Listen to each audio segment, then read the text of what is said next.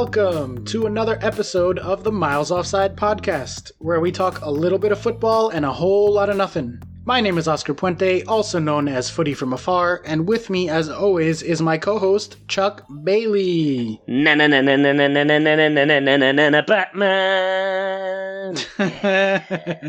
Someone's excited.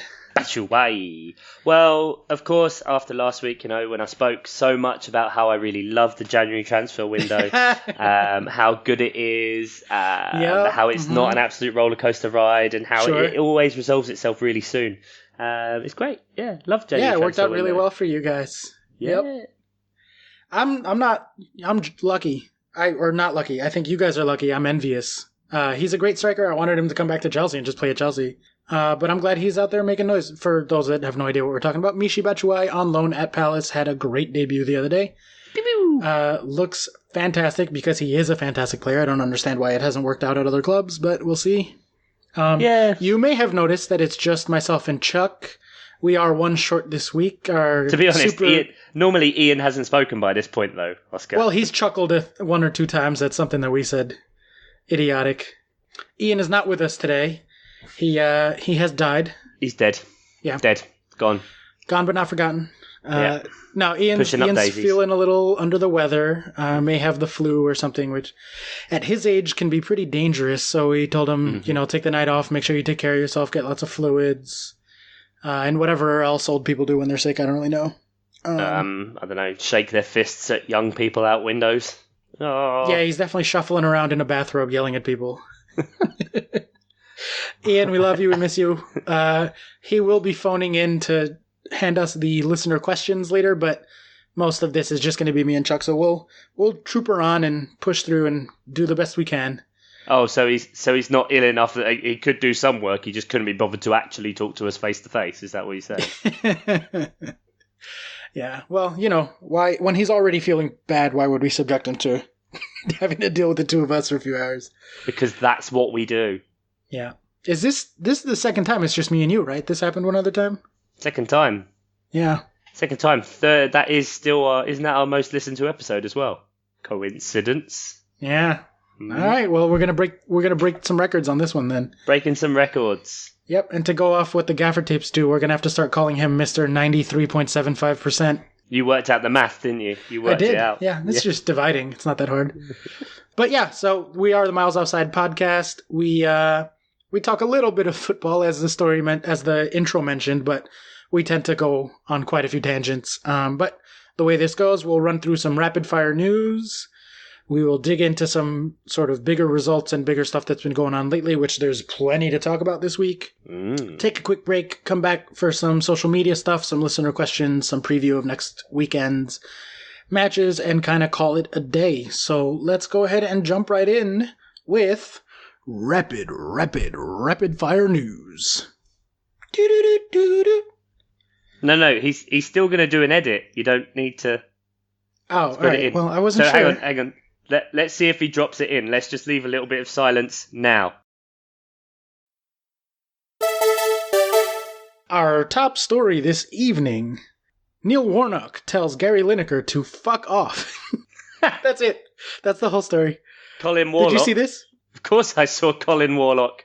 I mean, why wouldn't you call him Colin? He's such a typical Colin. I don't get it. Is that true? That's what it sounds like, that Gary Lineker just called him Colin, and so now he can fuck off. I don't know.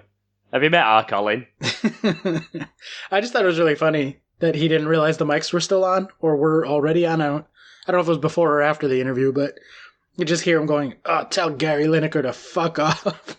Always assume the mics are on, kids. Definitely. Otherwise, that's how you end up on the intro to the podcast, because you don't know what a pomegranate is. Or how you end up having to work in Qatar. Ooh, next story. Garcia has made it to 39 games as manager of Watford, marking the first time in a very long time that they have a manager who has managed enough games to count as an entire season. Chuck, is the Watford manager train coming to a stop at the final destination?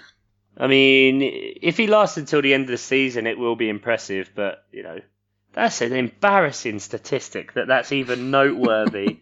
The It fact is that noteworthy. you've played more games than oh god, Watford are a joke. Yeah. Although they're doing pretty well. Pretty well. Nah. Currently sitting in 8th place. Nah. So, not bad. I guess he's doing a pretty good job to keep his job. You think he'll make the end of the season? I don't know. 2 points in 3 games. That's, you're only ever like about 4 results away from getting fired as Watford manager. So Yeah. Yeah, 4 seems generous. They one bad enough result and they'll pull the trigger sometimes. they've got rid of managers that got them promoted, then hired a new one, then fired that one before they actually started the season, and then went through another 2 the first season. Like, oh god. Yeah, that was a mess. That was like really a mess. There was I forget what team it was a few years ago, but I remember hearing that I think it was Leeds had been through 8 managers in one season. Something like that. I'm pretty sure it was Leeds. They just kept firing guys. So The sluts. tip of the hat to Watford to make it 39 games. I wonder if they're gonna make a statue of him now, or name an award after him. That's all it takes now. That's all it takes. Like a participant's ribbon. Congratulations, you survived the season.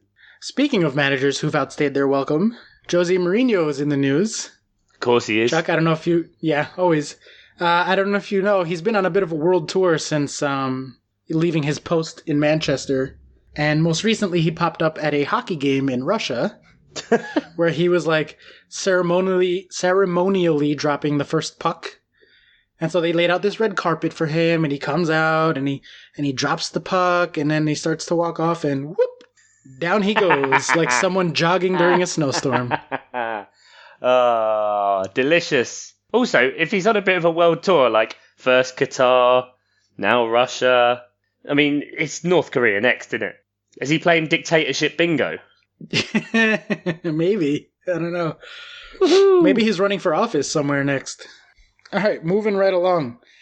Everton have debuted a new player, the biggest signing of the January window, the Everton Cat. The Everton Cat. Did you see this? Yeah. The cat came onto the pitch and he was running around. It was the most entertaining part of that whole match. Run around for a good few minutes. I heard on, I can't remember which podcast it was now, but somebody actually roughly worked out, judging by the amount of distance the cat covered in the time, how much, if it had played the full 90, how far it would have gone. And Okay. It would have been in the top 4 for average distance covered by players this season in the Premier League. So there you go. Everton should sign the cat up. Sign him up. Sign him up. Everton aren't doing that great. They're below Watford, who we just talked about. Only 33 points. I don't know how their recent form is, but probably not great, I'm guessing. Garbage. Yeah, so they could do with a black cat.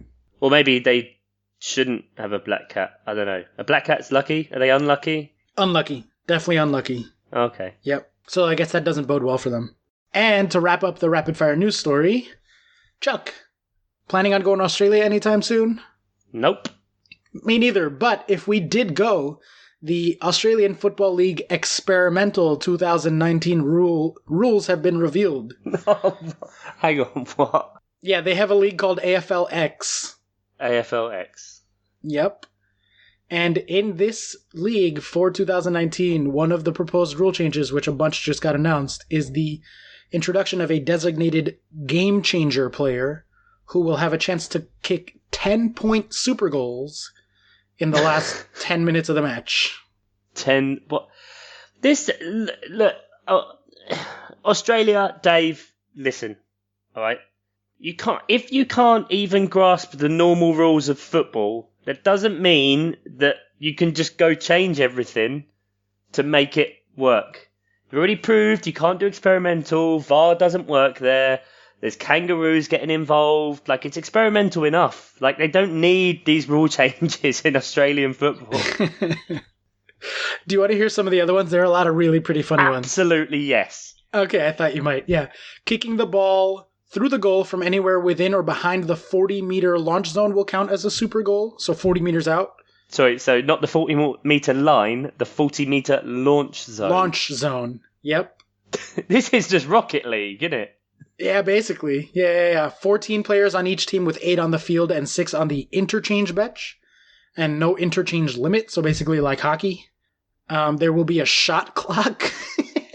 Oh, this really does seem like just throwing everything against the wall and seeing what sticks, doesn't it? Absolutely. There will be a field umpire who throws up the football to commence play at the beginning of each half or after a 10-point super goal has been scored. Of course. So kind of like foosball. Do you guys have foosball tables over there? Do you know what I'm talking about? I played you and beat you at foosball when you were over here. Thank you very much. Oh, yeah, that's right. Oh, yeah. Totally forgot that about conveniently, bitch. Well, I was pretty sick and dying. If you Oh, recall. come on. Your diarrhea had only just started at that point. That's true. It was early in the day yet. Yeah. So it sounds like things are going to get pretty crazy down in Australia. Dave, please do report back and let us know how that goes. How far until it just goes, they're just going to release a load of spiders on the pitch? I think they just have spiders out on the pitch anyway. Like, there's nothing they can do in Australia to get rid of them. Yeah, fair. All right, well, that'll do it for Rapid Fire News. Let's get into some actual storylines because there has been a whole lot of stuff happened since the last time we recorded a week ago.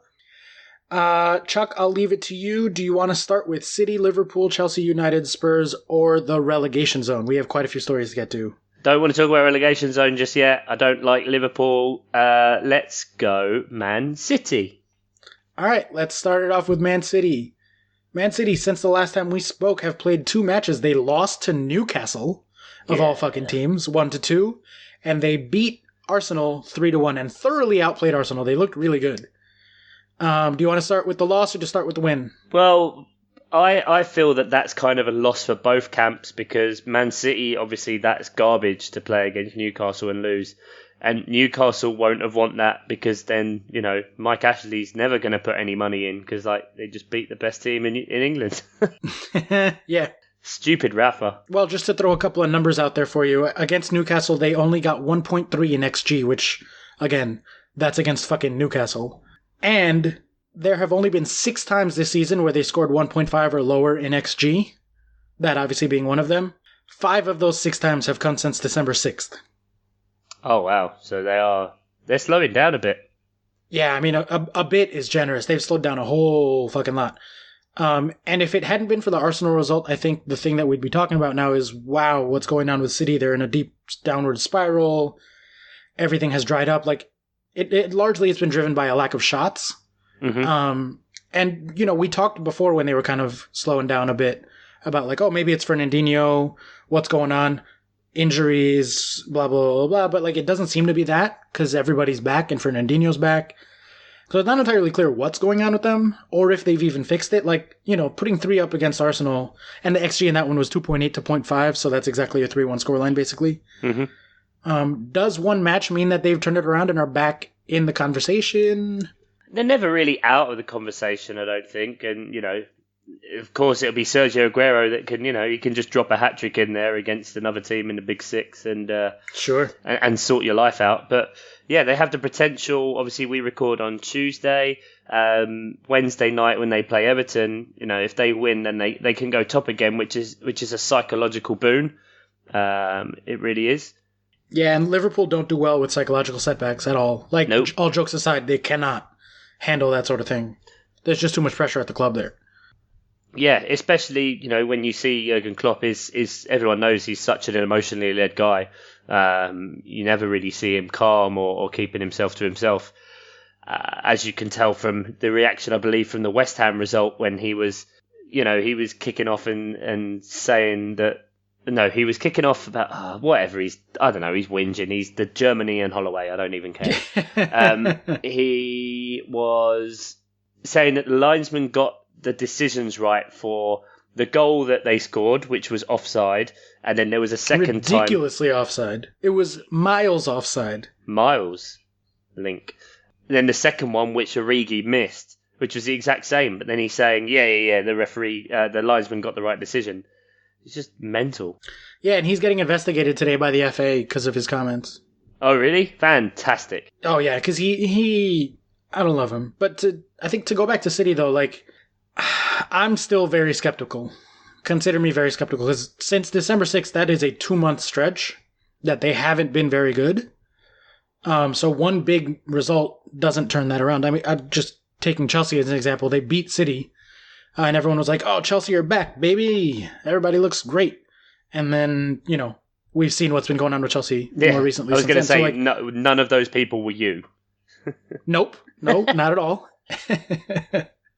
I don't know what is going on at City. I suspect it has something to do with Benjamin Mendy because he offers so much in both directions on the flank there. Trying to sort of play Sané to add to that creativity that they're lacking, but then I just feel like everything's been kind of way off balance ever since he's been out. And it's starting to catch up with them. And then, you just kind of go into a slide and it's hard to recover. I'm not convinced that one good match, and don't get me wrong, they were fantastic against Arsenal, fully deserved that win. They got the tactics exactly right. I'm skeptical that they've turned it around. I think they're still very much in, crisis, quote unquote, which by City standards is still fantastic. But yeah, I think that stat that that was a Paul Carr stat, by the way, the 1.56 times, and 5 of them have been since December. Like, that's troubling from a City perspective. But I don't know. That's kind of City. We started talking Liverpool, so let's go to that. Liverpool, since last time we spoke, when we spent most of last week talking about how they were starting to run away from the race. Maybe it's not such a title race anymore. They have a nice, huge lead. 2 1-1 draws against Leicester and at West Ham, neither of which are the most spectacular teams. Leicester currently in 11th, West Ham in 12th. And to get 1-1 draws against both of those teams and only generating 0.5 and 1.2 in those matches while conceding 1.3 and 1.2. So that's more than they usually concede XG and a lot less than they usually generate. Must be troubling for Liverpool fans. I don't know. What's your take on that? Well, I've just, to kind of lead into that, I wonder, because those are the kind of games that Liverpool typically have always messed up on. It's always been those kind of the sides that are kind of the mid-table kind of scrap potential relegation candidates that they've just never really been able to capitalise on, which is what has happened in the past, and notably, obviously, in many incidents with Crystal Palace. Now, you wonder if they were still ahead of City after losing to them 5 games ago, but then just beating Brighton 1-0, which fair enough at the Amex is. They are very solid defensively. But then that game with Crystal Palace, they really did ride their luck in that match. And to concede, that was a crazy match. Yeah, and to concede, 20% of their goals that they've conceded this season in one match against a team that hadn't been scoring really at all at that point and starting to find their feet a bit now. To have to resort to the old type of just trying to blow them away and relying a lot on luck. It just seems to have had a bit of a downer on them. And the 2 draws in a row, and they've got Bournemouth next, who, as you've seen, are more than capable of blowing away any of the big teams. Sure, absolutely. And speaking of, mid-table sides that can score a few goals, I bet Liverpool fans have that circled in their calendar and are not excited. No. I'll go into a match being Chelsea are just going to drop points here. I'm not excited for this at all. I'd imagine Liverpool fans are having a lot of the same reaction. Mm-hmm. However high they were riding, especially after that City result, that's got to come a long way down since then. So do you think it's the Palace result that's just fucking with their heads? I think you see the way they were in that game. Palace did have them rocked. And it's from a Van Dijk speculative shot and another massive deflection that kind of got them back into it. And we were still pushing right up until the end. So I would have said that Liverpool were very lucky to walk out of that with the 4 goals and the win. There. Yeah, it's 4 goals a win. To concede that many, the manner in which they scored the goals, Milner's red card, Robertson's unnoticed handball. And then at home to Leicester, who, when you're playing a club where the manager is holding on for dear life and, isn't doing that well, and you're playing them at home, that's when you can lay down a statement and really blow a team away. And to then go away to West Ham as well and just struggle, and they're coming off of a crap run as well. So... It's very interesting over the next few games because, like we said, if City beat Everton and they go even, that it doesn't really matter that Liverpool have that game in hand at the minute, because psychologically you look at that table and you see the even points and then you realise again how close it was when what was it, 3-4 games ago, we were talking about them going 10 points clear. Right, exactly. And I think, like we just said before, with Liverpool, it's very much a psychological thing. Like the numbers and the tactics and as much of the analysis as you can do, like as a nerd, for them, it seems to follow much more from their mentality than it does for most other teams. And I do think that Palace result, like, scared them.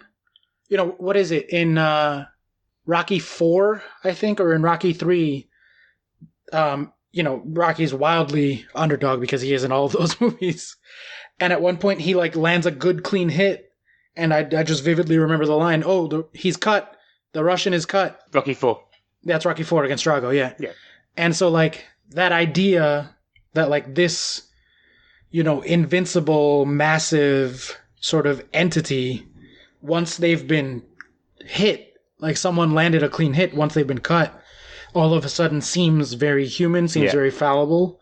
The Palace result, even though they got the win, and a lot of people would be like, if they managed to win despite conceding 3, I think they've kind of had the opposite effect with them.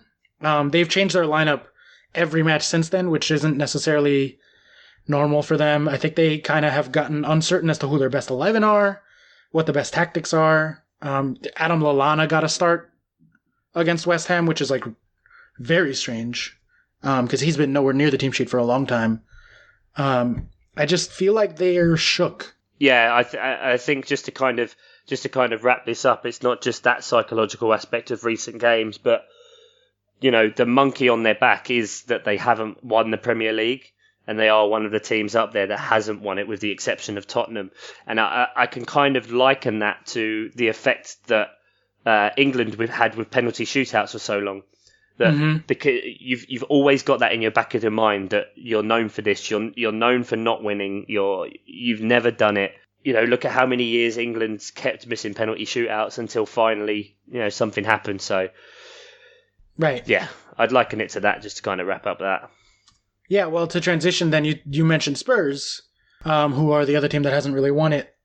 Recently, on a red-hot run of form, fucking Fernando Llorente, of all people, is, like, leading the charge, which, what is that about? But because they got no one else. Like, I know, so exactly. Default. We talked about, like, their injuries, people are out until March. Is this going to be the end for them? Are they going to fall out of the top 4? And fucking Fernando fucking Llorente comes in, 2 assists, 1 goal in the last 2 matches, both wins. Liverpool have made up a ton of points because we talked about Spurs have made up a ton of points because we talked about Liverpool just dropped, 4 points over 2 matches with 2 draws. Mm-hmm. City dropped points. They're all of a sudden looking like they're kind of close to that place. So my real question to you is, are they in the title race and are they in the title conversation? At least.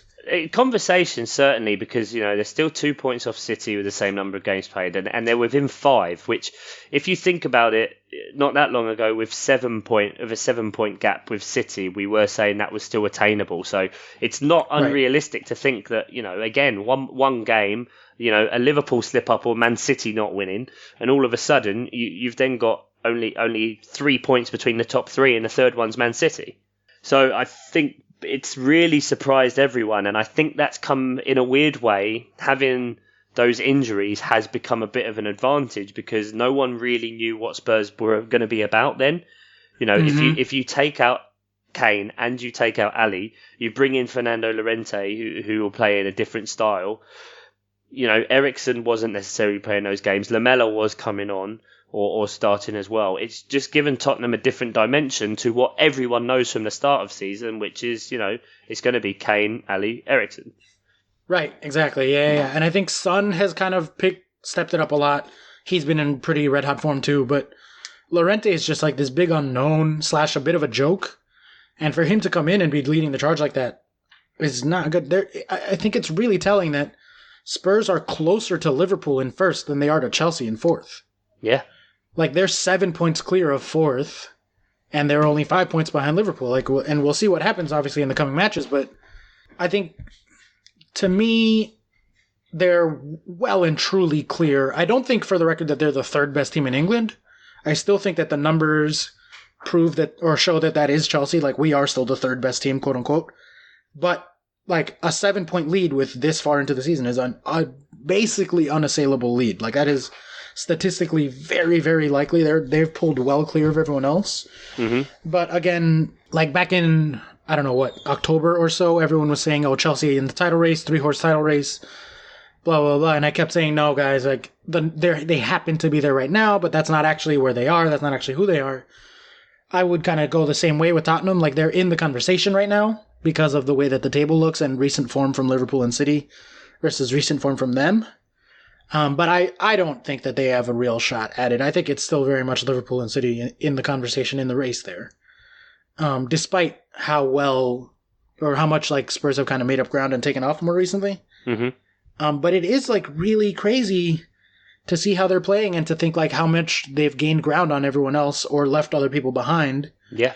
And then in a couple of weeks, they'll have Harry Kane and Dele Alli coming back into the squad. Like, those are two big names to be coming back. And if you can kind of ride your luck while they're gone and then they come back in and all of a sudden you actually get better, that's crazy. Like, that's just crazy. Yeah, and Kane, quite famously always does well towards the end of the seasons. He always starts season slow, but he finishes big. Like, he got 7 goals in the last 3 games a couple of seasons ago. Yeah. So that for them is real big. You touched on it as well with kind of bringing in Chelsea into that, and there's a 7-point cushion there. And so realistically, for that to be made up, Tottenham would have to lose 3 more games than Chelsea, right?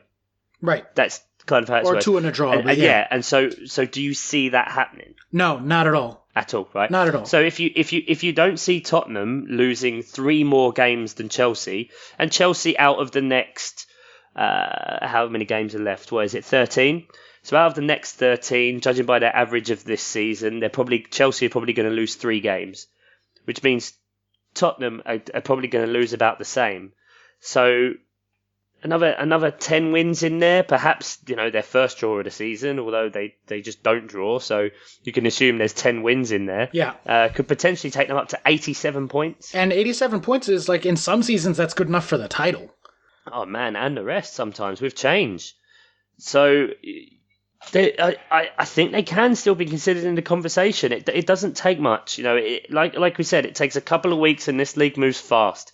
Especially when fixtures start getting changed around, Champions League starts coming into it. You never know what can happen, man. It's good that we still have this narrative at this point of the season. It's just how much longer can we hold on to it? Can City keep tabs on Liverpool and Tottenham just keep being industrious and going constantly? Because you think potentially then, it's weird that it's looking like potentially Manchester United are more likely to catch Tottenham than Chelsea are. Oof. Because they've just been... Oh, that hurt. That really hurt. I know it hurts, and it hurts me to say it, but you can't deny the Solskjaer revolution, mate. Yeah, all right, so let's transition to United then. We say revolution, it's just, mostly just like, here's the ball, go have fun, kids, because you're all super talented. Yeah. But yeah, ever since he took over, since Mourinho left... Is it more that he took over or more that Mourinho left? Probably the latter, I think. Yeah. They are unbeaten. And most recently, 2-2 against Burnley and beating Leicester by 1 goal, 1-0. The Burnley, they got fucking, to quote Michael Cayley, who is like my favorite soccer person, just, you guys know I'm obsessed with him. To quote Michael Cayley's Twitter, they got Burnleyed because that was 2.4 and a penalty, so really 3.4 depending on the model in XG, versus 1.0 from Burnley, which for Burnley 1.0 is actually pretty good, but getting a draw when you have 2.4 plus a penalty against 1.0 is like, that's harsh. Yeah, and especially Burnley, and they're unbeaten in 6 games. Right.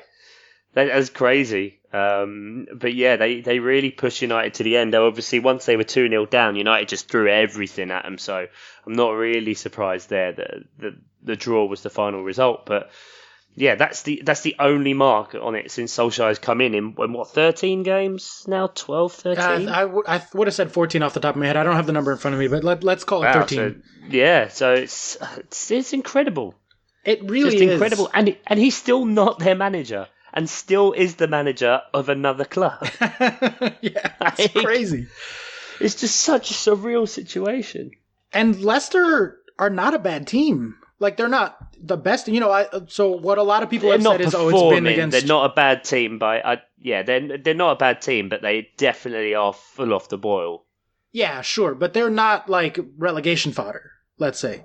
So I think the criticism, if there has been one, has been that the results have come, but it's only been against, like, really bad teams. But 2 of those matches are against pretty good teams. Like, Leicester are in 11th, and Tottenham are, like, legitimately a good team, and they beat them. Like, you can only, as we've said a few times, you can only beat what's put in front of you. And United have like thoroughly played well against everyone that's been put in front of them since Mourinho left. And it's not like their defense is still shitty, but David De Gea is back to being amazing. Did you see that? All those saves he made? He looked fantastic. The guy's all right, isn't he? But the bigger thing has been what I call the Harry Redknapp school of managing, which is like, fucking go run around a bit, Yeah, just go do stuff. And they've just like they've been completely let off the leash. Like, just do whatever you want. And Pogba's been amazing. Rashford is red hot. Even like Lukaku and Sanchez came in and looked pretty good. Like, everybody's just firing on all cylinders with the attack. And like, that's just hard to play against. Like, you think back to Liverpool a few years ago, like, you don't necessarily need a fantastic defense if you can just go and score enough goals. And that's exactly what United are doing. Yeah, and they have no fear. They have nothing to hold them back. Like, that's why it does flatter Solskjaer, of course. But, you still have to be a brave person to do that, to go to Man United and go, you know what? We're going to have a bit of a game plan, but what we're going to do is just say, guys, just go. That's what it is. Just rely on your instincts, hit these points at certain things, and like follow up here, or this is how you set it up for the set pieces, etc. But just go and play, and that's what they've been allowed to do, and it's working. It's been ridiculous to watch. They were, I don't remember exactly how far behind they were, but I want to say it was the double digits in terms of points when Mourinho left, and now they've just passed Arsenal, and they're only 2 points behind Chelsea, and they just don't seem like slowing down at all. And Chelsea's upcoming run of fixtures are not good. No, and yeah, it exactly shows how far they are, because I can't pull up the exact numbers, but when Mourinho was fired, they were in 6th. They then won 6 games in a row and were still 6th. Right, exactly. So that's kind of how far off the beat. I think you're right. I think it was about 10 points on 5th. And just to keep going and just be relentless in this juggernaut of, they don't care if they lose, really. They're playing with absolutely no fear and nothing holding them back, which is a very dangerous situation for any team that's coming up to face them, because I don't think you can legitimately know what United are going to do. Right. And between now and March, they have Liverpool in there, so obviously that's a hard fixture, but they're playing Fulham, Palace, and Southampton in their next 4. So, like, that doesn't, you talk about them kind of putting away lower table teams. Like, all 3 of those teams are very far down the table and very much in that relegation conversation. And so, like, that doesn't really look like slowing down anytime soon. And now you're looking at game week 30, and United have been red hot, and who knows what can go from there, because that's so late in the season. Like, I don't know. I as a Chelsea fan am very worried about United / jealous, because they have Paul Pogba, who's one of my favorite players, and they're just scoring free-flowing, beautiful attacking football and playing with no fear, and it's really, like, upsetting to have to watch as a Chelsea fan. I think it's upsetting to watch as a football fan, just seeing Man United be good again. It was fun while it lasted, kids. I know, and the flip side of that is Chelsea, which I guess we should talk about them, because they are next. Oh, the sorrow, just the sad. I feel bad for you, mate. Yeah, really do. How bad can you feel? We did win 5-0 in our most recent match. Yeah, but against Huddersfield. That's exactly what I tweeted from. I think I retweeted it from the Miles Offside account, but I tweeted it for myself. Like, haters will say it's just Huddersfield, to which I say, yeah, okay, fine, but like, we need this. Yeah, we need this, guys. Just let me have this. After getting battered 4-0, like, that is just the tonic you need. That's a mighty fine tall drink of water. That is. And in all my years as a Chelsea fan, which is coming up on like 15-ish years now, I never have been so ashamed and angry at the team as I was after that 4-0 loss. Like, that is hands down, and I'm like, not even like, it's been almost a week now, so like the sort of initial raw emotion of it is gone. Like, that is the worst performance I have ever seen out of Chelsea. They were so fucking bad. So bad. I was so angry. And then he comes out, and after that fucking performance, which was terrible, he doubles down and is like, well, they just haven't learned my system. They need to stick with the system. They need to blah, blah, blah, blah, like, and throwing shade at his players. Like, and they came out and they won 5-0 against Huddersfield, which is great. Fine. And Higuain looked good. Hazard looks good on the left side. Yeah, I know Higuain. Wait, you want to talk about Higuain for a sec? No, I just like the pain in your voice of Chelsea being crap is very similar to the pain of you admitting that Higuain is doing well. I'm loving this. I'm good. No, more like the first thing I said was I don't think he's going to do well, but I hope I'm wrong. And, you know, one good match doesn't a season Give make. yourself that get-out clause, of course, buddy. Yeah. But I am, like, I would be happy to be proven wrong. So, you know how people look for silver linings in bad situations to try to, like, push themselves through? I'm kind of to the point where I'm doing the opposite, and I'm looking for the, like... You're looking for the cloud. Yeah, looking for the cloud in the 5-0 win.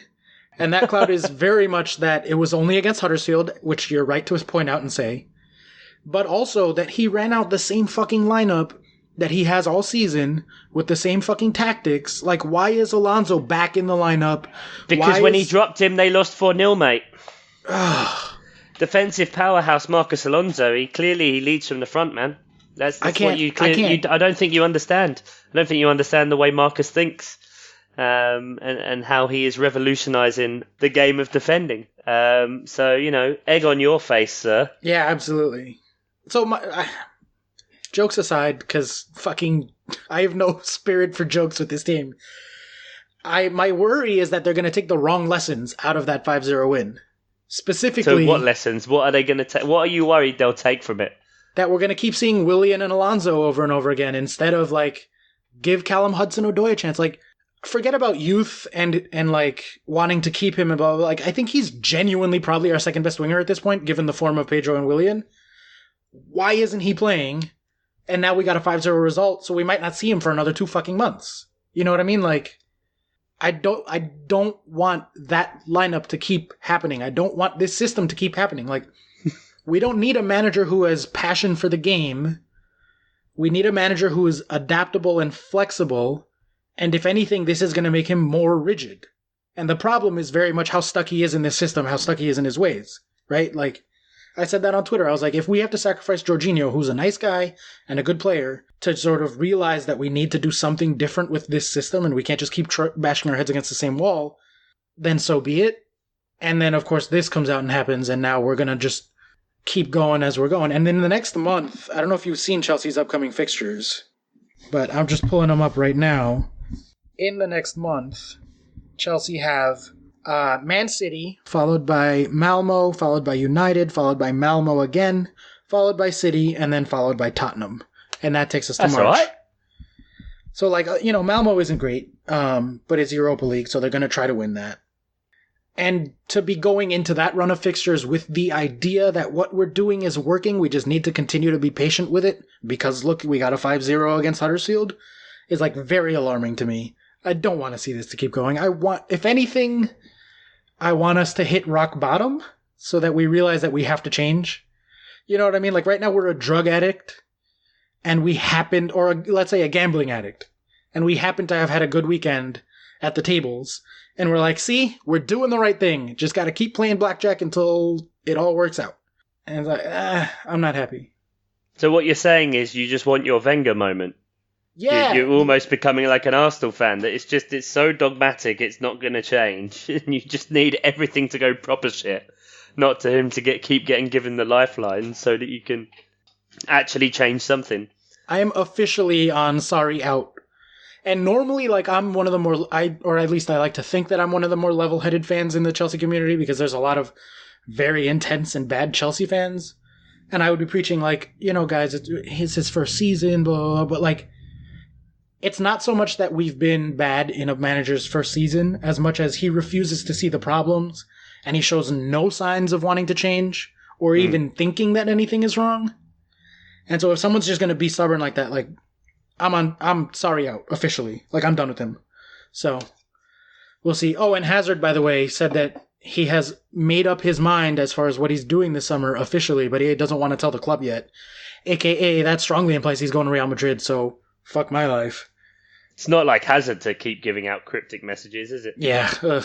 All right, well, moving on, because we do got to get to the last bit, which is everybody always talks about the big six, the top six, but there are another 6 teams that are very, very closely matched, and that is the teams from 13th to 18th. Chuck, it looks like we're going to have quite the race for that last relegation spot. Huddersfield and Fulham are kind of like too far behind at this point. Doing Lord's work, Huddersfield and Fulham. God bless you all.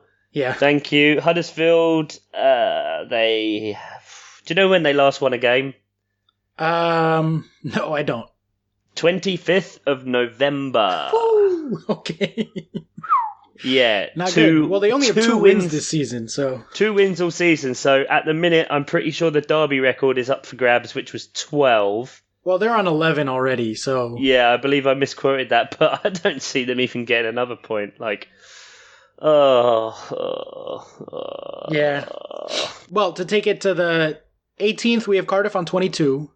Then very, very closely above that are 3 teams on 24 points, which are Burnley, Southampton, and Newcastle. Then only 2 more points above that are you guys.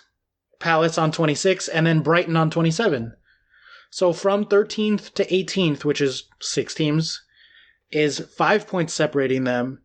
And it looks like it could be even Palace and Brighton, I think, are a little pretty safe as far as being where they are, but certainly Newcastle, Southampton, Burnley, and Cardiff are all looking around at each other being like, which one of us is going to be the one to go down? Yeah, especially from a Palace point of view when you look at our upcoming fixtures, because we have West Ham at home, and then obviously there's a little bit of a break, so there's a 2-week break in the Premier League. And then we've got Leicester away, then the Man United at home game, which isn't great, although it is at home. We've then got Burnley and Brighton. So 4 out of the next 5 are arguably winnable, and it's all teams that are kind of in and around the area, either just slightly above or below where we are. So this is kind of the time where potentially in 5 games' time we could be saying that we're out of the woods, really. Sure, although the flip side of that is those are the worst possible teams to drop points against. Yeah, maybe not necessarily, because Leicester, West Ham and Brighton make up the 3 teams that are completely placed right above us. So that's not the end of the world, because there is still a bit of a pack behind us.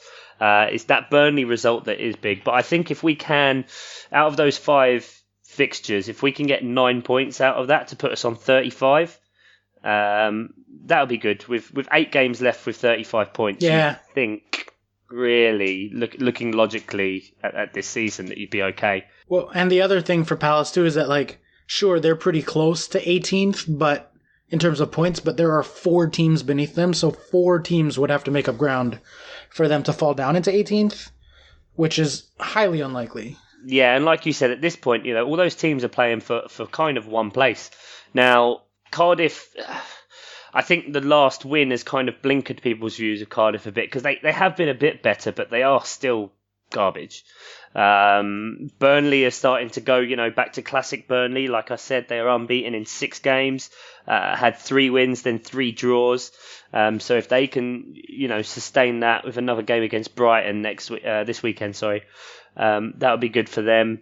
Southampton under Hassan Hüttl, they're 5 games unbeaten and starting to do well. Newcastle, albeit they had the great result against Man City and beat fellow relegation rivals Cardiff, they're still not looking amazing all the time on a consistent basis. So I don't stress too much, actually, weirdly, at this point, even though it is 4 points. I think we can be looking up the table still. Yeah, I would agree with that. Yeah, and it's not like me, especially at this kind of part of the season, to be any sort of optimistic, but I really think that bringing back Sacco, who is playing for a contract, because he only has a contract till the end of the season. And last year, down the stretch, he was pivotal for us. Any Palace fan will be able to tell you that. He scored some crucial goals. Batshuayi instantly, he's not coming from being completely out in the doldrums. He's been playing this year. Although things didn't work out for him at Valencia, he is a quality player. He really is. Maybe not Chelsea starting standard, but certainly up there. And if you're any player that can be considered for being in Chelsea's starting 11, then you're doing something right, footballing wise. Absolutely. And seeing his quality, his quick feet, to get a couple of shots off, and one that obviously was very nearly scored too. That would have been so close, fucking gorgeous. Yeah, it would have been. So just seeing that kind of glimmer gives me quite a bit of hope. So it's good, because defensively, we're still solid. Outside of the top 4, I think we're 5th for clean sheets. We've had 9 clean sheets this year. Yeah, and your XGA is very good. Yeah, exactly. So I'm not super worried, but it's good. It's interesting. Again, I could just definitely do without Cardiff, kind of, and being led by Colin Warlock and his evil magic, kind of creeping up there. Well, so if you're not worried about Palace particularly, which of those 4 teams would you be worried for if you were a fan of them? I think so. From what we've said before, obviously having the consistency in the Premier League or the recent history of being in the Premier League can benefit you. And I think that's probably why Burnley now have just been able to slowly build up, and then drag themselves out of the bottom. Mm-hmm. Because, it's kind of like we said before with Man United being 6th. Burnley unbeaten in 6 games, 3 wins, 3 draws, and they're still 17th. Yeah. Kind of shows how far off the pace they were, and then to bring themselves back up. We know they don't score a lot of goals, but traditionally they don't concede a lot. They've just brought in, Peter Crouch, for God's sake. Like, they have to stay up. I want him gone. Like, if I could pick one of those 4 teams to send down, I would fucking get rid of Burnley. I'm so tired of them defying XG. As a stats person, just seeing them still in the fucking table, being the worst fucking team with their underlying numbers, and somehow managing to survive year after year. You just want to tidy up the outliers. Yeah, is that what just you're get saying? rid. Just get in the bin. So who are you putting? So who are you putting most likely to go down then of those 4? I think it'll be Cardiff. Okay, I could be with that. I do. I think you're pretty much going to look. Fulham can maybe get a couple of results in there if Ranieri does some magic and can come close, but I think they are gone. Huddersfield, surely it can't happen. I kind of like Newcastle to go down again in a weird way, because then maybe just Mike Ashley would disappear. Which he's never going anywhere, man. He's just not going anywhere. Yeah, funnily enough, negotiations to sell the club have hit a snag again. Oh no! So it's almost like it's the same. It's almost like it's the same cycle as last year. Yeah. So yeah, I think the bottom 3 will kind of stay as it is, especially with this weekend. Southampton are playing Cardiff, so they can get themselves a 5-point cushion on that. Yep. Of the other 3 teams that are currently not quite there, with the ones that are on 24 points, I would say Southampton are the one that I worry about the most.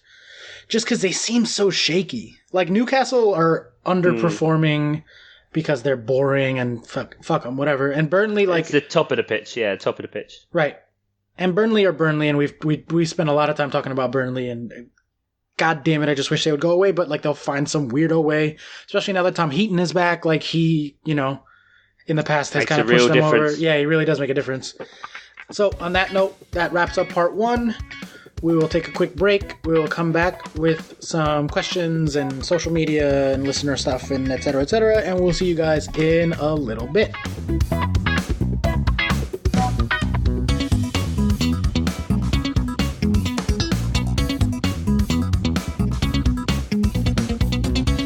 Welcome back to Miles Offside Podcast, where we've been talking a bit of deep dives on all of the top 6, as well as kind of the bottom 6.5-ish. This is the part of the podcast where we throw it open to you guys to get involved, and we ask for questions from here, there, and everywhere. Be that on Twitter at Miles Offside Pod, Facebook Miles Offside, or our email account milesoffsidepod@gmail.com. gmail.com. We've had plenty of questions come in this week, but just before we get to that, just want to give another quick plug of our Patreon page. This patreon.com/Miles Offside Pod, where you can go on there and subscribe to bonus features, be that with podcasts, Oscar's Nerdy Newsstand. I just talk a load of crap. Ian gives some FPL advice. Opinions. Let's just call it opinions. Yeah, words recorded into the audio medium. And you can choose from all kinds of different tiers. You get all kinds of things. So as much or as little as you can give, we hugely appreciate it. And thank you guys for all of your support, shout outs, retweets, likes, all of that stuff. But yeah, as we mentioned earlier, Ian is ill. Boo, poor Ian. Oh, he just couldn't take the bullying this week, I think. So in the true Ian Stimson style of phoning it in, he has literally phoned it in with questions, which we will get now. So, what's the first question?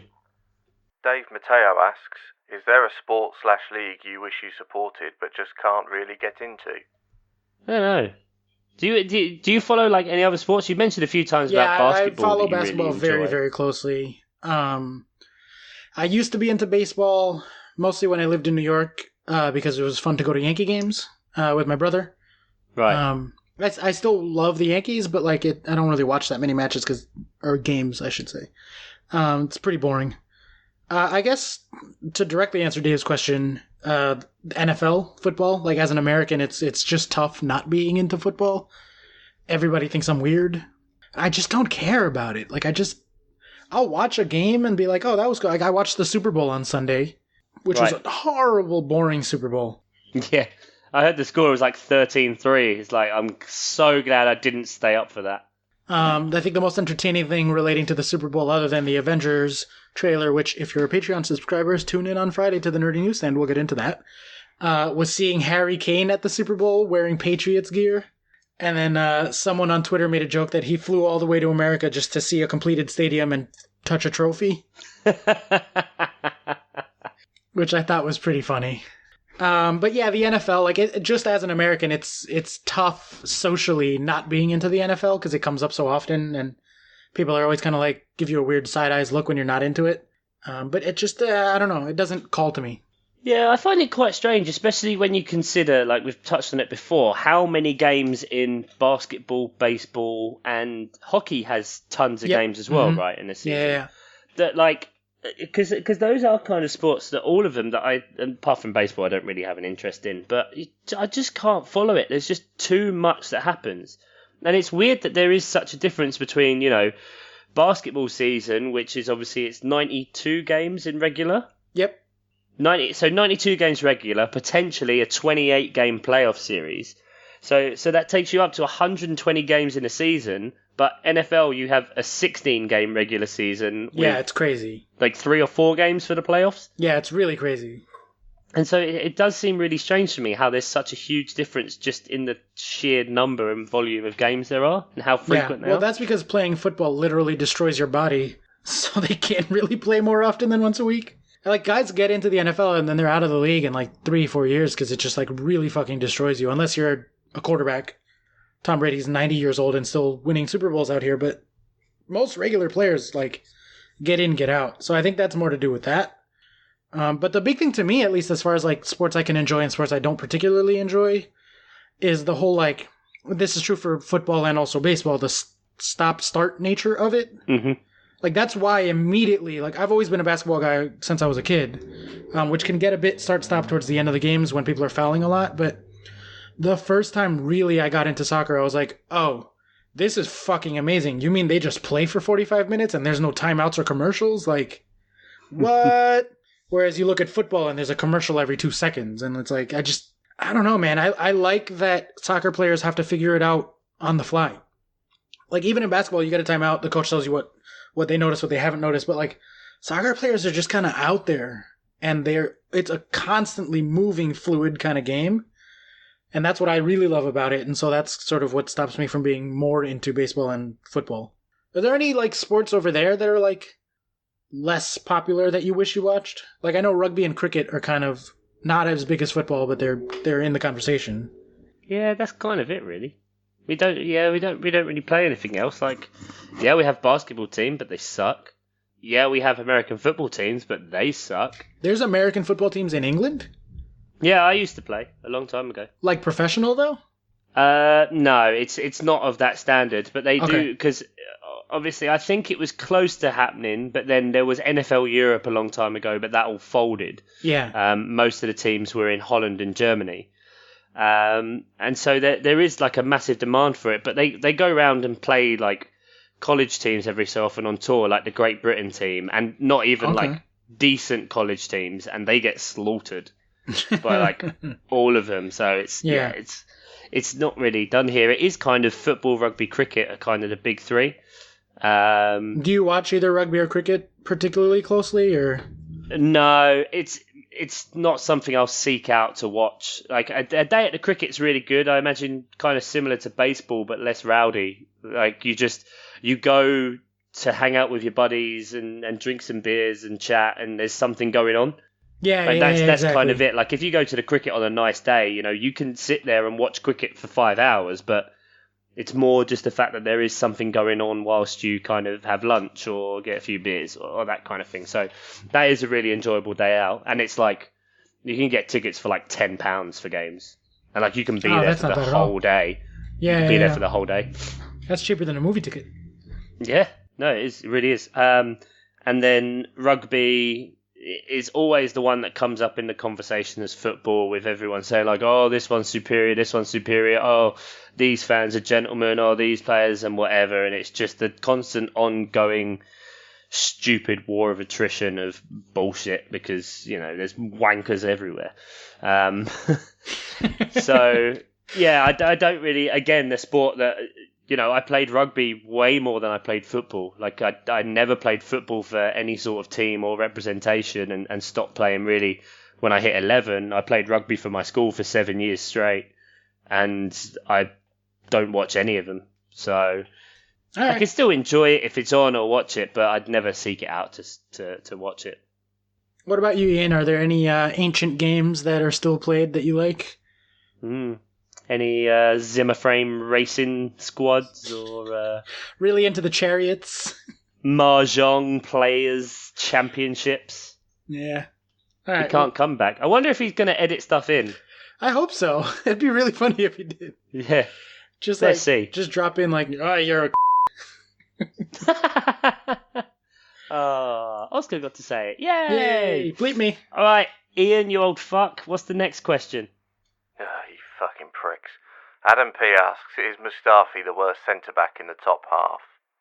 Adam P, you have a very... Without providing any evidence, backup, or anything like that, I'm inclined to believe that Mustafi could be one of the worst centre-backs. I mean, I've recently seen a compilation, like a tweet thread, of just some of the awful decisions he makes. Well, that ridiculous offside line. Oh god, yeah, that's the one from like the last. Oh my god, like it was so bad. You just, how can you be so clueless? Like it baffles me. Like that's where I understand the argument when people go like, "How much do you get paid a week?" Like, it just should get taken away from you if you're that bad. It reminds me of, and you must know this from basketball, and this is why I wish it could come over here, like the American style. Obviously, the feature that happens, which is Shacked in a Fall. Oh, yeah. I just wish that could happen over here, and I'm pretty sure Mustafi could be the Premier League equivalent of JaVale McGee. Like, he really could. Just every week featuring of doing like, you know what I'm going to do when you have the ball in my penalty area? I'm going to do a sit-down tackle on you. That's what I'm going to do.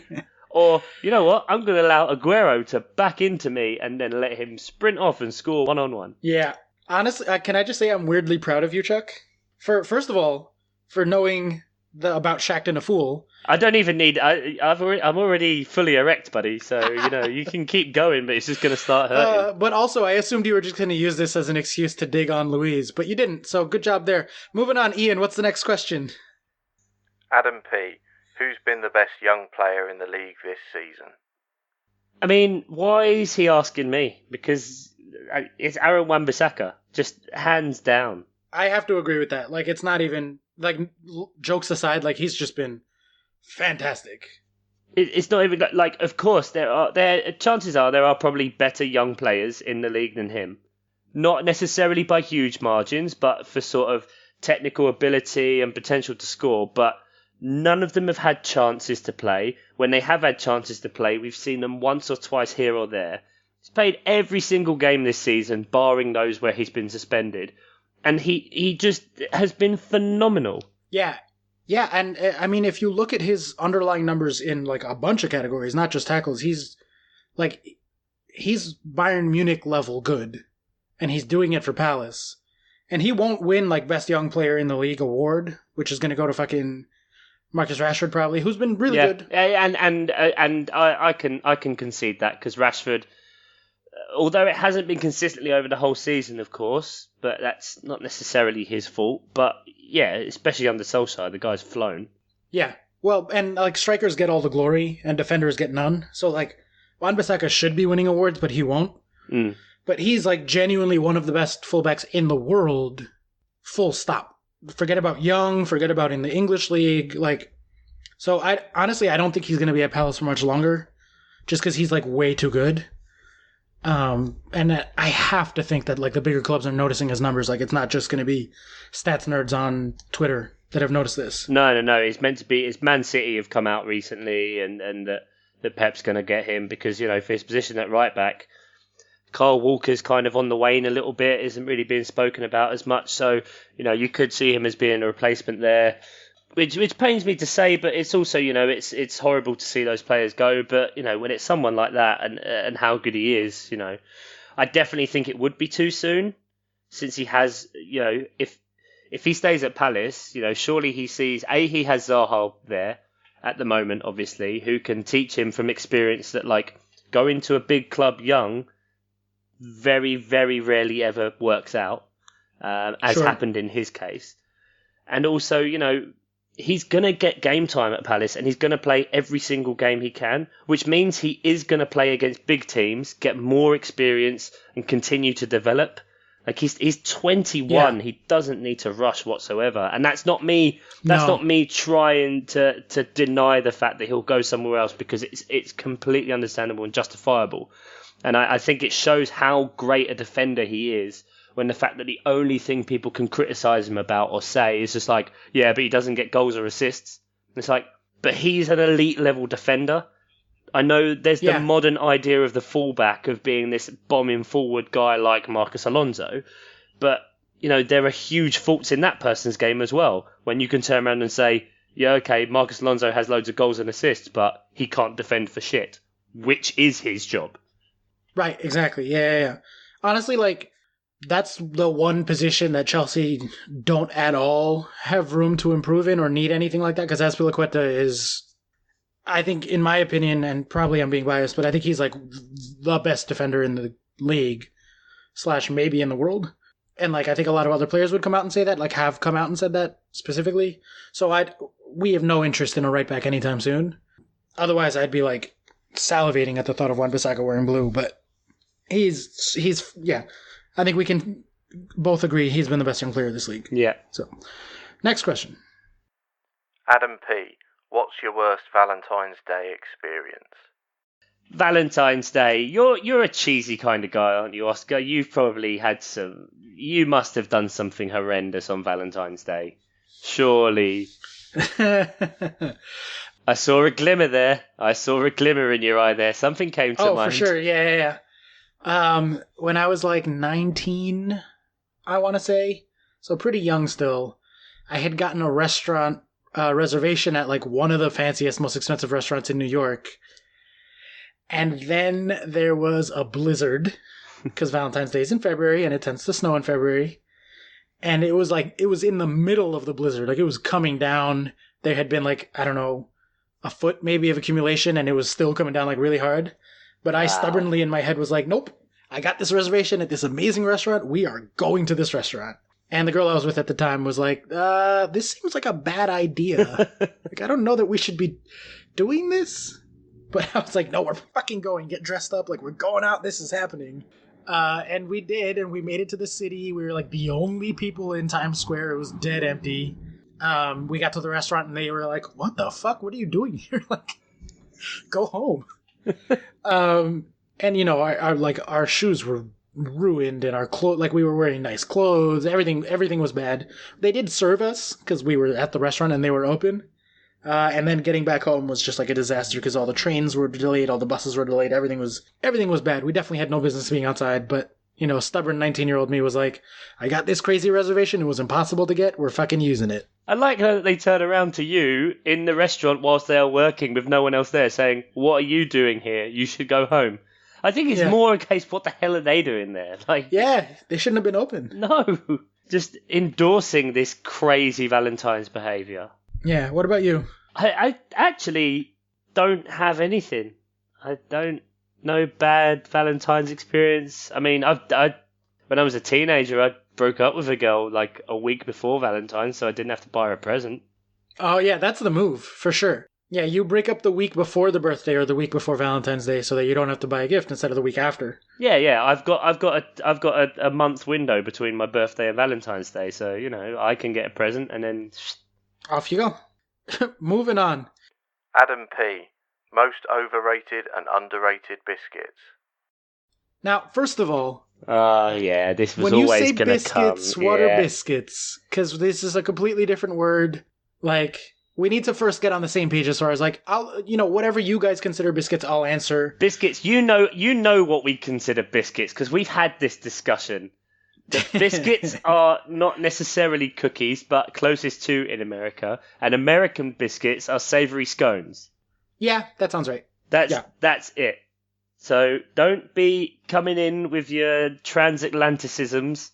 All right, so we're talking cookies. We're talking about overrated and underrated cookies. Overrated, underrated cookies. I'm going out on a limb here, and I'm putting it there, especially to an American, that the most overrated biscuit stroke cookie, Oreos. Damn, those are fighting words. Overrated. I hate Oreos. No. They're so good. No. How dare you? Oh, this is why we need Ian here, because he can settle this. No, we don't need him here. They're an institution. They're delicious. It's the best cookie in the world. Like, it's the best cookie. No, it's not. Other than, like, soft bake. Like, homemade soft baked cookies are, like, a whole different thing. Oh, yeah. Right, do you guys have soft baked cookies over there? Do you know what I'm talking about? Yeah. Just, like, the stuff that, like, falls apart and just, like, and there's chunks. Oh, it's gooey. Yeah. It's That's like the good stuff. It's only a few degrees from actually going back to, like, moldable dough. It's just... Yeah, that's right. That's the one. And so are we saying that's the most underrated is like basically undercooked doughy cookies? Yeah, I think so. When you don't even need teeth to eat them and it's just falling apart. And sometimes that's just what you need. Yeah, I don't know really apart from obviously, I said Oreo's overrated because everyone goes on about them, so that's overrated. Trying to think of ones that you would know. Custard creams are amazing. They're just a basic. They're kind of, I don't know. If you think of the formula a bit, it's like a vanilla Oreo with like a plain biscuit, but it's just much nicer. You would like that more than an Oreo. Yeah. Fucking English people. Oreos are too spicy. Can we get a plain version of it? Can we get a watered down, diluted version of this? Jeez. Can I say cookies in general are overrated? I'm not a big fan of cookies. I'm much more about like a cake or like a pastry. Give me a cannoli any day. Oh, forget about it. Forget about it. I get what you mean. I don't know, because I like biscuits. I can smash a whole a whole packet of biscuits easy. Are people really into biscuits? Yeah, more because it's like with tea and coffee and stuff like that. So you guys do love your tea. Yeah, but I think American cookies, because I don't know. I think when anyone thinks of cookies, kind of the first kind of thing that comes to mind is something like a Chips Ahoy. Yeah, perhaps, sure. Or like that style, like small, like chocolate chip. And so those ones, that style, I think you're right. I think that's overrated. But once you start to get into it more, I think English biscuits aren't as sweet as like American cookies, and that's kind of the distinction between the two. And they're more like solid and hardy. But Golden Crunch creams, Fox's. I don't know if you can get Fox's biscuits over there, but like none of these things mean anything. This is a hard conversation to have without Ian here. Yeah, damn, you should have Fox's biscuits. And also look up the old advertising campaigns, which made no sense. That there was a panda, an animated panda, who spoke like he was the Godfather, and he didn't say Fox's biscuits, he called them Fox's biscuits. Okay. Go get the packet, tell him Lenny sent you. And it just makes no sense. I guess we know what the preview with no context is going to be this week. Set that one up. I love those adverts. They were so good, they made no sense. So yeah, Golden Crunch creams, when you come over, or if you can find them, because, I don't know, there's probably like an English shop somewhere that you can get some stuff. No one's selling English food outside of England, bud. Sorry. Gutting for you. That's why you can't have a proper breakfast. Oh, I know. Oh, that's the most underrated. I don't care if it's a biscuit. Can I just get an English full English breakfast? Okay, so like there we go. Up, we came to, in true Miles Offside answer style, we came to the correct answer, which is the most underrated biscuit is a full English breakfast. There it is. There it is. All right. Next question. Adam P., what's your coffee order? Oh, you're gonna expect me to go hipster or something with this, aren't 100%, you? You're gonna say what do you think I'm gonna do? Like a orange mocha frappuccino or a macchiato, fair trade, and it can't be normal milk. It's got to be lactose-free, almond tree sap infused. Do you know Kepi Luwak? Have you ever heard of that? No. What? It's like a super expensive coffee. I know this from the movie The Bucket List, I think is the name of the movie, with Morgan Freeman and Jack Nicholson, where they like are old. Yeah. I watched that a long time ago. That was a good movie. I love that movie. I've seen it a bunch of times. I don't know why I like it. It's weird, but I do. Because it's Morgan Freeman and Jack Nicholson. Sure, there you go. Jack Nicholson drinks like the world's most expensive coffee, and it grows on poop, basically. It's like the moral of the story. Oh, yeah, it's the one that like elephants eat the beans, and because like the outside of the coffee is so hard that you can't break it apart. So the elephants eat it, and then by it going through their poop, it breaks it down enough that you can like open it or harvest it in a way. Yeah. Right. So they dig it out of the poop, and then that's the coffee beans they use, and it's supposed to be like the best coffee in the world. Or at least the most expensive. So I figured you were going to answer with some hipster nonsense, like some poop coffee that is like overpriced or whatever. What is your real answer? I'm curious.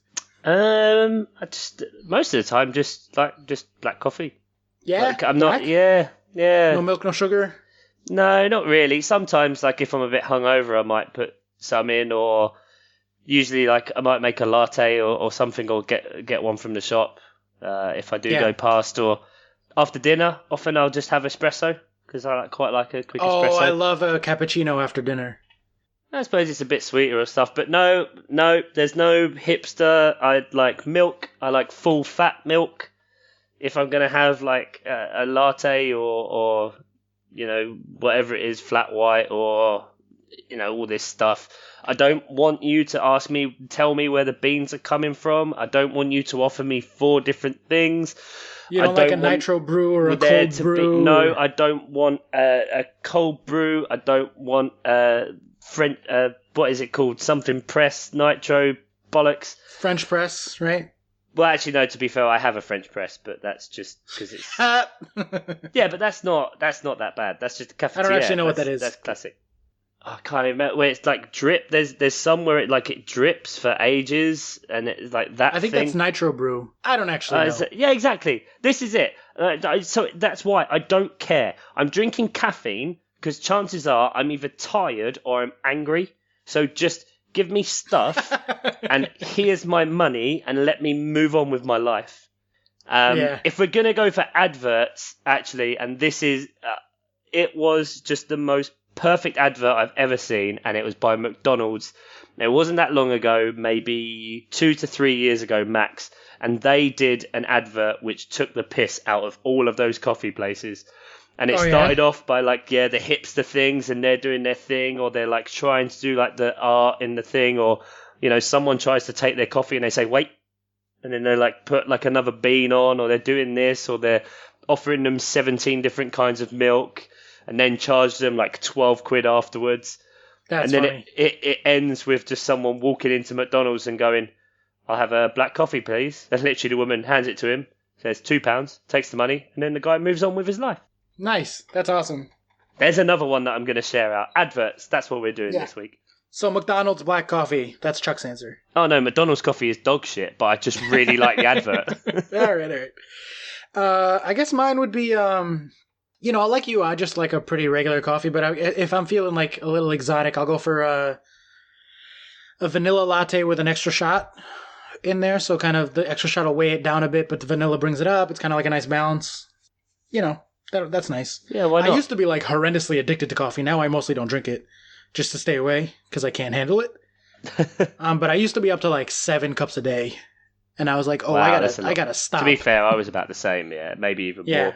Now I'll have like a few a month, if even that. Yeah. The thing I don't understand with coffee is the consistency. Like, you don't...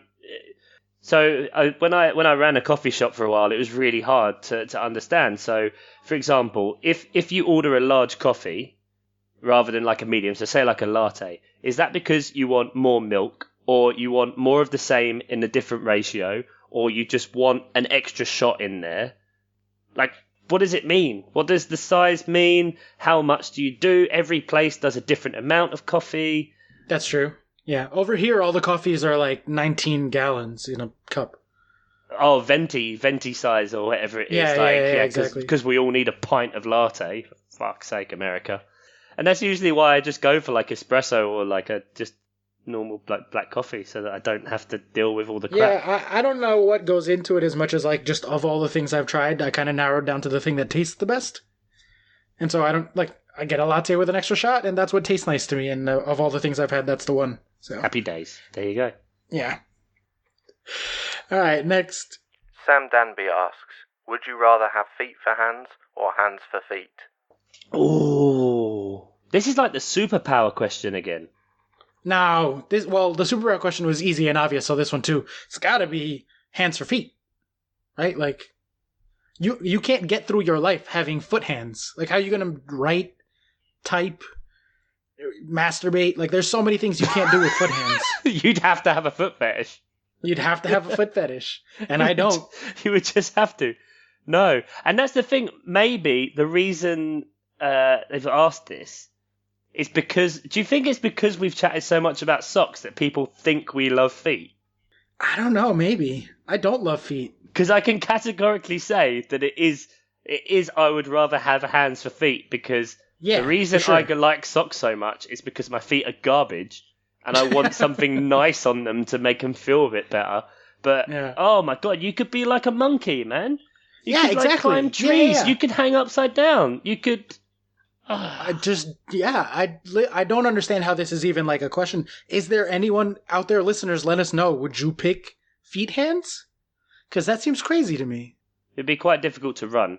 I've seen X-Men First Class. Beast runs faster than anyone else, and it's because he's got opposable toes. Yeah, that's true. That's a good point. But science. If we're changing feet for hands, does that also mean in terms of structure we're changing legs for arms? Because legs don't move in the same way as arms, so are we getting a greater range of motion out of the limbs as well? I'm curious. This is not a visual medium, but I'm looking at my arm, listeners. So. And we both did the same thing. I'm looking down, staring at my arm, just dead air. Ian will cut out the dead air, I'm sure. No, he won't. No, he won't. But yeah, that would be it. And then how just, would like, hand feet work trees. with calves and stuff? Like, calves and forearms are very different. Yeah. Just the direction that they're like. I'm just looking at my elbow and how it bends, and I can put my hand towards my knee, but I can't put my toe towards like the side that my knee is on. Like it's like backwards. It doesn't work. That would be confusing.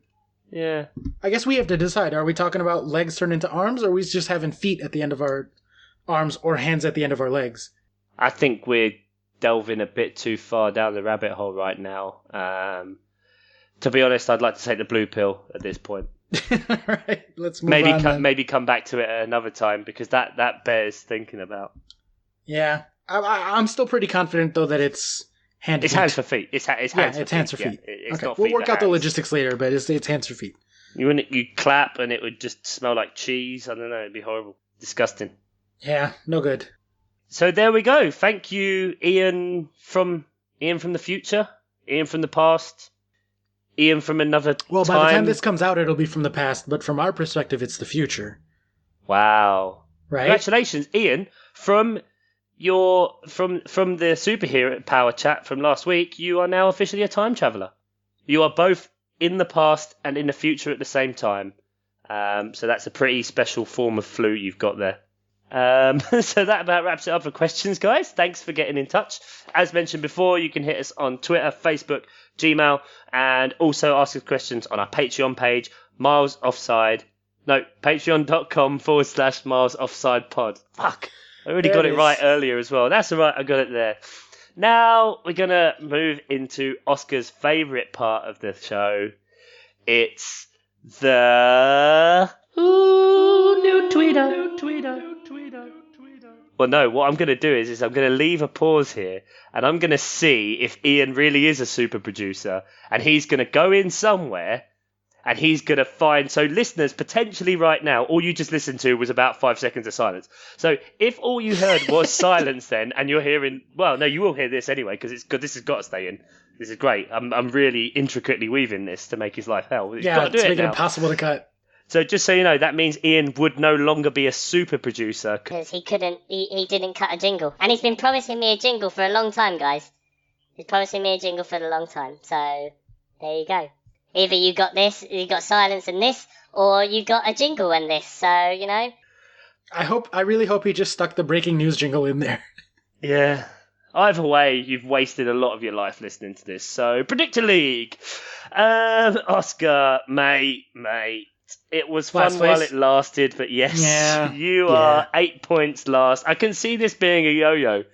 You are dangerously veering every so often, sort of like a pendulum going between Cardiff of kind of getting out of it, going to Huddersfield of no bloody chance at all. Yeah. And I'm enjoying it. I'm enjoying it, mate, because I can sit up there on my whilst you're on 80 points and I'm on my 66-point pedestal and laugh. Because Wolves are not going to finish 20th. I just want to hit that 100 mark before the season's over. I don't think and it's looking less and less likely, too. So I don't even have that to hold on to. Yeah, it's sad. You came so close. So close. But to talk about the bit you care about, and... Oh, reminder, actually, because we haven't actually spoken for a while. Like, if people have come in listening, like, what this is actually for, that this isn't just for bragging rights necessarily, but the winner... of the Predictor League will get is it 50 or 51? Make your mind up. 51. 51, okay. Just for the sake of dividing by 3, the winner will get a £51 gift card to the club shop of their choice. We'll be also running this next year as well and hopefully getting a bit bigger. So you never know with Patreon memberships and stuff, you know, if we can not be poor because, you know, children and shit, then we can get some bigger and better prizes out there. Or if someone wants to sponsor us. Ding! Top 3. In third place, patron of the pod, James Doncaster, 42 points. In second, Adam P on 40. And top, Padful on 36. So still very tight, all to play for.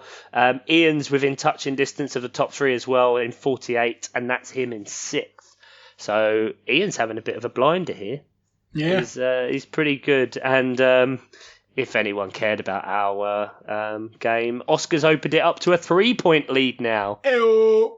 3-point lead. I'm on 144. Oscar's on 147. Ian's on 196. Mm-hmm. Dangerously close to breaking the 200 mark. Yeah. So yeah. But no one cares about that. Let's look towards the future and fixtures. Do we have to? No.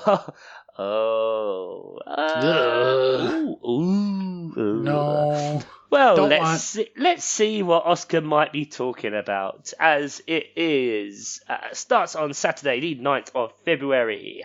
Fulham versus Man United is the early fixture, then Crystal Palace, West Ham, Huddersfield, Arsenal. Let's just what Arsenal need after being beaten by City. Yep. Liverpool, Bournemouth, Southampton, Cardiff, which, as we mentioned earlier, is a big game down at the bottom of the table. Watford v Everton, expect Black Cats. Brighton versus Burnley. Spurs, Leicester. I see what you mean now. Man City, Chelsea. I will say this. It is a good time to get Man City given their recent run. Despite the result against Arsenal, we spent a lot of time talking about how their attack has seemed to have dried up a lot recently. If we're going to get City, I'd rather them getting them now than, how they were playing in October. True. But that's sort of like deciding whether you want to get shot in the face or in the back of the head. It's very much of a muchness. It's very much of a muchness. Like, do you want to see it coming, or would you rather just be merrily going on about your business and then, done? Because Chelsea can't defend, as was shown against Bournemouth. No, something about playing a high line without actually pressing at the front.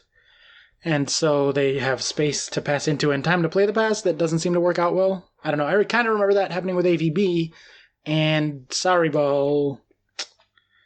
Looking at you. AVB 2.0. I'm going with Arsene Wenger meets Mourinho. Ugh. Just stubborn and dogmatic and not changing the approach and digging out his players. It's great. There you go. And the final match on Monday the 11th is Wolves versus Newcastle. So not many games on the Sunday, but plenty to go out on the Saturday. Oscar's obviously really looking forward to the Man City-Chelsea game. Is there anything else there that really catches your eye? Or? To be honest with you, I am looking forward to it. You are looking forward to it? If nothing else, it'll be something to watch. That'll be interesting. It will just be a thing that will happen on that day. It's probably not going to be boring. Whether we get destroyed or all of a sudden pull out a result. Eden Hazard does love a big match. I don't think it'll be boring. But of the non-Chelsea matches, I'm specifically looking at Liverpool-Bournemouth. Oh, hell yeah. Because that is a potentially huge banana skin for Liverpool, and given how they've been going lately, I could, of course now they're going to win 5-0, and Salah's going to score 2 hat-tricks. One of them is an own goal. But, yeah, I don't know. I think that could potentially... I don't think that's an easy win for Liverpool. Mm-hmm. And I think that Bournemouth, the way they counterattack and how they fucking destroyed Chelsea on the counterattack, could potentially line up against Liverpool well.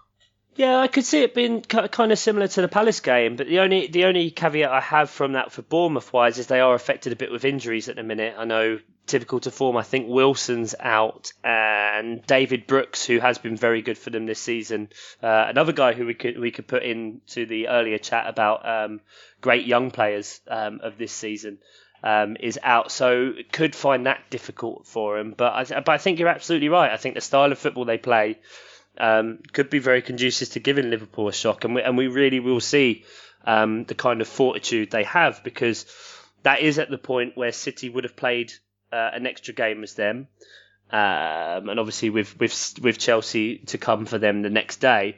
Then City don't play the week after that. Well, I say the week after that, the game week after that, because there is a 2-week one there. Is it an international break? Is it just Europa League and cups and stuff? Or cups. We should really know that, shouldn't we? I don't know. Yeah. Anyway, because after that, in the week that Man City don't play, is when they're away at Old Trafford. So it's a really important couple of games, and quite funny that potentially Man United, in their big rivalry with Liverpool, could do Man City a massive favour in helping them at the top of the table. Yeah. So yeah, the next couple of weeks are real interesting and could really quickly change the whole landscape of the league. If Liverpool have one more slip up, Man City are right back in it, exactly where we said they were. Yeah. There's a lot of storylines going into this weekend that are going to be interesting to keep an eye on. Can Man United just keep trucking? Are Spurs going to take out Leicester? Because they haven't, with what they've been doing lately. Obviously, Man City, Chelsea, huge match. Liverpool, potential banana skin. Arsenal losing to Huddersfield would be the funniest thing in the world. Agreed. So. Yeah, that would be fantastic. And yeah, just to touch one last time on the psychology thing, because I have just noticed it through scrolling through, is after the blank game week, where obviously Liverpool will have a game in hand, where Man City have played before. After that, they both play at the same time. But then for the next 4 weeks, Man City play chronologically before Liverpool for the next 5 weeks. And so that's, City gradually getting ahead or continuously being there. That could really have a big effect on Liverpool. So, I love it. Love it. That's a good find, man. I like that. That's a cool thing to notice. Yeah. I think we should end on that note because we're never going to do anything better than that. Because we're never going to sound smarter than that. So there we go. Oscar, thanks very much for turning up. Otherwise, it would just be me. Talking to yourself? Talking to myself, yeah. Standard Tuesday, really. So thank you. Thanks, Ian, as well. Mr. 93.75%. Yeah. If he edits himself into this, does that technically count as an appearance? Or is that like substitute? It's not quite a full cap. It depends how much he edits himself in. If it's just to read the questions, then no. But if he's like chirping in with little comments along the way in every segment, then that'd be good. Like a director's commentary of just Ian going over. It's like, you may be wondering why I'm not here at this point. And I'm not actually ill. It's just that I can't stand these guys. Just can't stand them at all.